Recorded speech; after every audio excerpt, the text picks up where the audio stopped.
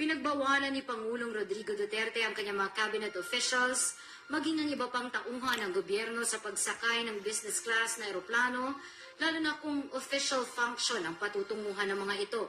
Sa halip, sinabi ng Pangulo na economy class lamang ang dapat bilhing tiket ng mga tauhan ng gobyerno, lalo na kung patungong Davao ang kanilang biyahe. Sinabi ng Pangulo na hindi makatarungan na lustayin ang pera ng taong bayan. Babala ng Pangulo, bubusisiin niya ang tiket at aalamin sa kanika nila mga secretary kung economy o business class ang tiket na binili para sa biyahe ng isang gabinete. Pero sakali anyang gusto talaga ng mga tauhan ng gobyerno na sumakay ng business class, dapat nilang gamitin ang kanilang sariling pera at hindi ang pondo ng gobyerno. Nauna nang pinagbawalan ng Pangulo ang kanyang mga cabinet officials na gumamit ng special plate at mamahaling sasakyan gaya ng Mercedes-Benz at sa halip dapat lamang gumamit ng mumurahing sasakyan gaya ng Kia o Vios.